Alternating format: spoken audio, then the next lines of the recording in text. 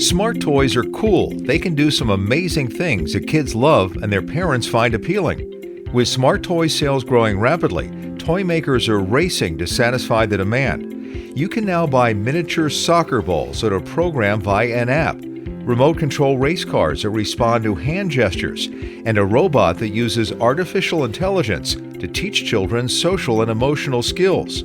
Given their rapidly growing popularity, parents should think carefully about whether to buy these high-tech toys, and if so, how to make sure they're used safely by their children. I'm Herb Weisbaum, the Consumer Man, a contributing editor at checkbook.org. Welcome to Consumerpedia at checkbook.org. We're the nonprofit that helps consumers select services, avoid trouble, and save money. Because we don't accept any advertising or take money from any business we recommend, you can rely on checkbook.org to be completely independent and objective.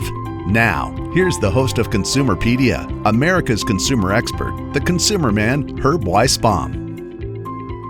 Smart toys with cameras and microphones and connections to the internet can collect data on your child, including pictures and sound, and send that information back to the toy company. This creates a whole range of privacy and safety risks parents need to consider. In this episode, we'll look at the potential dangers of this data collection and sharing and how parents can mitigate that risk. We'll also give you a checklist of things to look for before you buy smart toys and once you get them home. All of these issues and many more are addressed in this year's Trouble in Toyland report from the consumer group US PIRG. And we're lucky to be joined today by the co-authors of that report, Teresa Murray, PIRG's consumer watchdog. Hello there. And RJ Cross, director of PIRG's Don't Sell My Data campaign. Hey, thanks for having me. So I remember covering the first smart toys like Teddy Ruxpin, the robotic teddy bear, and the toy microscope that used a tiny camera instead of an eyepiece. That was what smart toys were back then. Today, smart toys are light years more sophisticated. What sorts of technology are on board today's toys? Sure. A lot of the toys that we're seeing introduced today have microphones and cameras, and they connect to an app on a phone, or they connect through the internet or through Bluetooth. And keep in mind, these aren't all just like video games and robots. Some of them are the toys that we're used to, like stuffed animals and trucks and board games. And they're the traditional toy that we're used to, but then they have all of these smart toy components. So RJ, go into more detail. What kind of privacy invasions are we talking about? What things do parents need to be aware of? Yeah, smart toys come with those unique risks that parents need to think about. This is lax security protocols or toys that enable unnecessary data collection about your kid that can end up threatening your child or your family's safety even. So when we're talking about lax security protocols, this is a big concern for those connected toys that use Wi-Fi or Bluetooth or have a camera or microphone. Some of these may allow any device nearby to pair with it, meaning a stranger could turn a smart toy into a communication device and talk to your kid using the toy. There's also data collection concerns. So anytime a toy is gathering data about your child during play and sending that data to a company, that increases the risks for your kid. Anytime a company is collecting more of your child's data than it needs, storing your child's data for longer than is really necessary, or sharing your child's data with other companies, the more likely it is that information will be exposed in a breach or a hack and can end up in the wrong hands, which can pose immediate safety concerns if your, for example, child's location data is exposed. But it can also increase the odds that your family will end up being the victim of scams or fraud or identity theft if information like email addresses, birth dates, or say, voice recordings get leaked. And Teresa, the problem here is that we can't necessarily trust the companies who collect this data because there have been a lot of cases where they say they're not going to keep something or use something. And according to charges by the feds, they did exactly the opposite of what they promised parents. You are exactly right. The problem here is that we can't see the potential danger. So data floating out in the cloud is invisible. And with voices or images collected by companies, we don't have any way of verifying what's going on. And this is super scary because, like you mentioned, some of these companies have proven that they're not complying with the law. We have Amazon with its Echo busted earlier this year, Microsoft with Xbox, and you have VTech and Google, and all of them have gotten in trouble with the Federal Trade Commission for violating children's privacy in some way. We don't have a choice but to trust these toy manufacturers, but they've given us reason not to. So you talk about one connected toy in your report, the Amaze Mic Kids Karaoke Microphone toy. It's a Bluetooth microphone. What did you find with this that gave you so much concern? Yeah, we bought this toy and we tested it multiple times. Basically, it's a karaoke microphone, and it actually has pretty good sound too. But it's supposed to connect through a Bluetooth connection with a phone. And the instructions say that it connects through a password. And so we thought, okay, this could be good. Well, it turns out the password was 0000, which that's a problem. But the bigger problem is it didn't even require the password. I tried it on 2 phones that I have. My son tried it on his phone, and my dad tried it on his phone. In all cases, the phones were able to connect to the karaoke microphone with no password. Easy. It just pops up on the phone and the person could click on it. And then, what could happen in this case, and there have been documented cases where if your child has this toy out in public, somebody could just be cruising on their Bluetooth and see, what Bluetooth things are around. Or you could have, creepy people outside of kids' homes or in parks, things like that. And they could, basically infiltrate these toys and talk to your child or ask them to come outside or just say all kinds of things. I mean, this is real. This is not hypothetical. This has happened. There's no question these smart toys are cool. They obviously appeal to the parents. Maybe they appeal to the kids, I'm not sure. They're not all bad, but parents really have to be careful before they buy these things and give them to the kids to think about the downside risks. Is that the whole point of what you're trying to say here? I'd say that's pretty accurate. Smart toys can be really cool. One of the things you see these companies advertise is that, we use software updates so the content is new and kids will stay engaged longer with a toy. So there are potential upsides, and these things can be kind of neat, but they come with significant downsides. And it's more that parents just need to be aware of what the possible risks are when they choose to get a smart toy and bring it into their lives, and take precautions and make sure they understand the settings and set anything in advance that may make play more safe, and exercise the control that they can have. So to answer your question, not all connected toys or smart toys are immediately dangerous, but a lot of them do have the potential to be, and parents are going to want to think pretty carefully before they bring some of those suckers into their homes. Smart toys can have a range of onboard technologies. Up next, we're going to take a look at that and what parents can do to deal with it. I'm Herb Weisbaum, and you're listening to Consumerpedia, powered by checkbook.org. If you like what you hear, we hope you'll consider being a Consumerpedia supporter by using the link at the bottom of the show notes to make a small contribution each month. This is Consumerpedia. So in the report, you looked at some of the main technologies that these toys have and gave advice for parents. I'd like to run down a few of those. First of all, you had advice for toys that have a microphone. So a microphone is a piece of technology that can lead to dangers. So you want to look at, how do you turn that microphone on? Does it have a button that you're holding down in order to activate it? Or is it more like an Alexa where it's kind of always on and waiting to hear a wake word? In this case, having a button is definitely the safer feature. In general, I'd say with smart toys, the dumber the smart feature is, probably the safer the toy is going to be. So you're mostly looking at, does it have some light or indication that the microphone is listening? Is it taking recordings of your child's voice and conversations with the toy? And then does the toy with a microphone hook up to the internet such that the company may be collecting the transcripts of the conversations your child is having with the toy? As soon as a toy with a microphone has an internet connection, it becomes that much more dangerous, because those voice recordings can get sent to other parties and you lose as much control over, your child's voice data, which is pretty sensitive stuff. And it might not just be your child. There could be other people in the room. It could be the parent talking to the child. That microphone can record everything that's taking place nearby. Yeah, totally. Ambient sound, definitely, as toys have a stronger and more advanced microphone, is definitely a concern. And that can even include if your kid has a friend over and maybe that parent wouldn't love the idea that their child is being recorded by a toy. That can present some, additional hazard that parents should probably consider. Teresa, what about toys that have a camera? What we would recommend is, first of all, find out if it has a camera. Does it have some kind of button? Does it require a parental control to be able to enable the camera? And then if there are photos being taken, where do they go? Are they stored on a database somewhere? Who has the authority to access those photos? How are they used?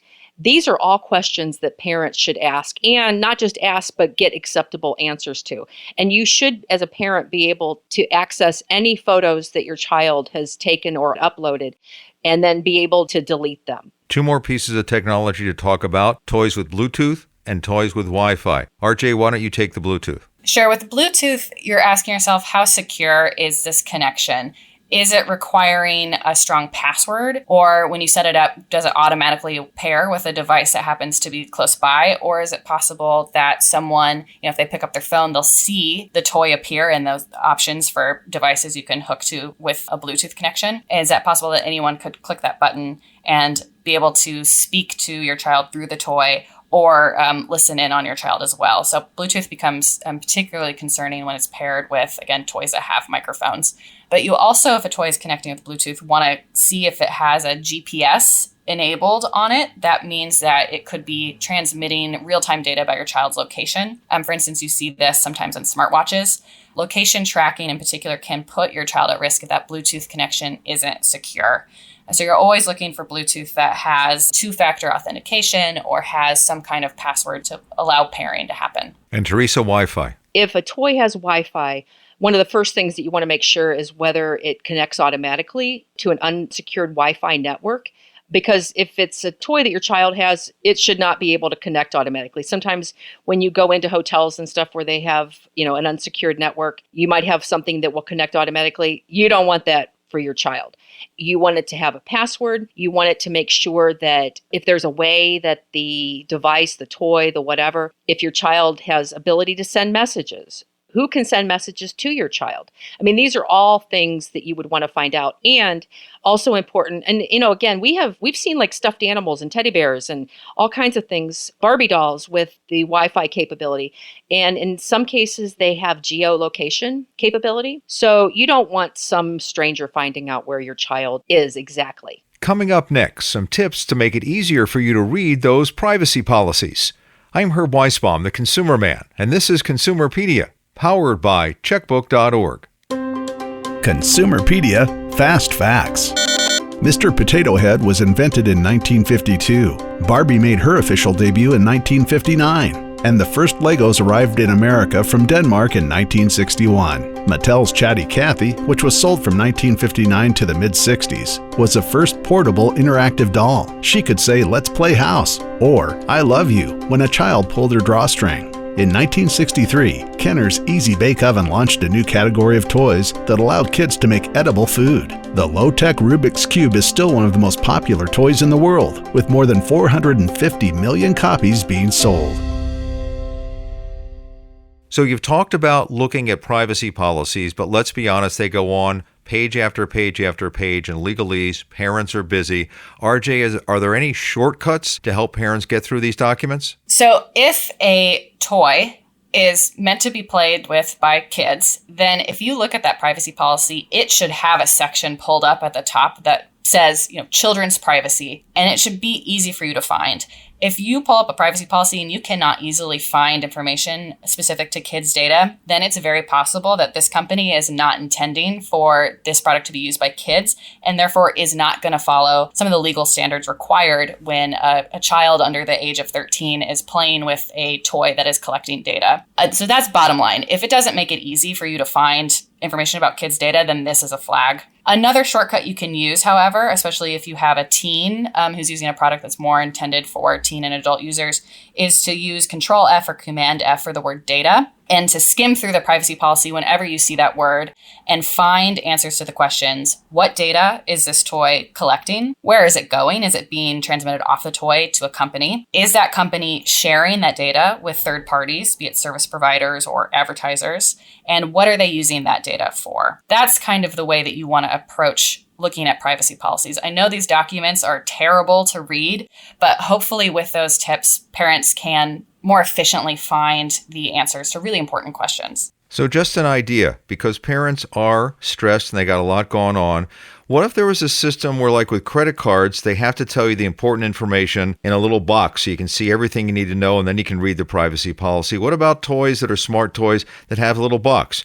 Do we have a camera? Do we have a microphone? Do we have Wi-Fi or Bluetooth? Do we collect data? How long do we hold it? Something that's really simple for parents to look at. Wouldn't that help? Absolutely. You are absolutely right. This kind of information should be available on the box, on the package, online if you're shopping online. It should be very clear because then you can make a decision from the jump whether you even want to buy the toy. There has been discussion about legislation being adopted like this, being proposed, that would achieve this. And honestly, I think we'll see it. I think that because this problem has really just snowballed in recent years and it's not going away, I think we're going to see requirements like this because, for example, if a toy has small parts and could be a choking hazard to children under 3, that must be displayed prominently on the box or the package. And I think we're going to see the same kinds of disclosures with smart capabilities like microphones and cameras and internet access. Our discussion today was for parents who are going to go out and buy toys. What about those who already have smart toys in their kids' rooms? Should they go back and take a look at all the stuff we talked about and see what kind of smart gadgets are on the toy and what they could be doing? Absolutely. I mean, depending on how old the toy is, but just because you bought it a month ago or a year ago or even a few years ago doesn't mean that it couldn't be doing some of the same things that we've talked about today. The capability has increased. And so the newer toys are probably the scarier ones, but there have been a number of toys that have been recalled or just discontinued quietly because consumer advocates and regulators discovered that they were doing things that they shouldn't have been doing. And I would absolutely be concerned about any older toy that a child had. And if you can't find the instructions or the privacy policy, because the box and everything was thrown away a long time ago, then look it up online, contact the manufacturer, figure out a way. Teresa Murray, Consumer Watchdog at PIRG, RJ Cross, Director of PIRG's Don't Sell My Data campaign. Thank you both for sharing all this important information with us today. Thanks. Thanks for having me. Well, that's it for this edition of Consumerpedia. We hope you'll rate this episode and follow us on Apple Podcasts, Spotify, or wherever you listen to your podcasts. Remember, we release new episodes every other Thursday. Another way you can support this show is to follow us on Consumerpedia on Facebook and Instagram, and at My Consumerpedia on Twitter. I'm Herb Weisbaum. Thanks for listening. Consumerpedia is a public service of checkbook.org. We're a unique nonprofit that helps you save money and make smarter choices. You can count on Checkbook to help you find the best services and avoid the worst, with local ratings that are accurate and unbiased. If you live in or around these 7 cities and haven't joined Checkbook yet, check us out. Boston, Chicago, Philadelphia, Seattle, San Francisco, Minneapolis-St. Paul, and Washington, D.C. To get your free 30-day subscription, go to checkbook.org/consumerpedia. If you like what you've heard, we hope you'll become a supporter by using the link at the bottom of the show notes to make a small contribution each month. Consumerpedia, empowering consumers to save money and make smarter choices.